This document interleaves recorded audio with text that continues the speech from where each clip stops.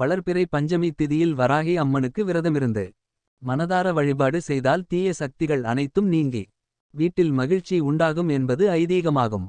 சரியான முறையில் விரதமிருந்து வழிபட்டால் பக்தர்களுக்கு பல நன்மைகள் கிடைக்கும் என ஆன்மீகம் கூறுகிறது. ஒவ்வொரு கிழமையும் ஒவ்வொரு விரதம் உண்டு. அதற்கு ஏற்ற பலன்களும் உண்டு. அந்த விரதங்களின் விவரங்கள் குறித்து இங்கே காண்போம்.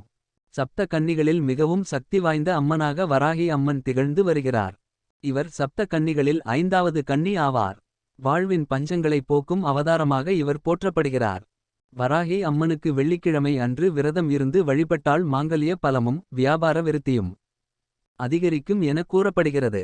ஞாயிற்றுக்கிழமைகளில் விரதம் இருந்து வழிபாடு செய்தால் நோய் நீங்கி ஆரோக்கியமான வாழ்வு கிடைக்கும் என கூறப்படுகிறது. திங்கட்கிழமை அன்று விரதம் இருந்து வழிபட்டால் மனநல பாதிப்பு மனக்கவலைகள் போன்றவை அனைத்தும் நீங்கும். செவ்வாய்க்கிழமை அன்று விரதம் இருந்து வழிபாடு செய்தால் வழக்கு வீடு நிலம் போன்ற சிக்கல்கள் நீங்கும் என்பது ஐதீகமாகும். கடன் சிக்கல்கள் நீங்க வேண்டுமென்றால் புதன்கிழமை அன்று வராகி அம்மனுக்கு விரதம் இருந்து வழிபாடு செய்ய வேண்டும். வியாழக்கிழமை அன்று விரதம் இருந்து வழிபாடு செய்தால் குழந்தை பாக்கியம் மற்றும் கல்வியில் முன்னேற்றம் கிடைக்க.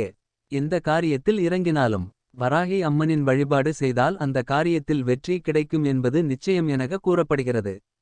விரதம் இருக்கும் நாட்களில் சர்க்கரை பொங்கல் கேசரி மற்றும் தேங்காய் பூரணம் ஆகியவற்றில் ஏதாவது ஒன்றை செய்து வராகி அம்மனுக்கு நைவேத்தியம் செய்ய வேண்டும்.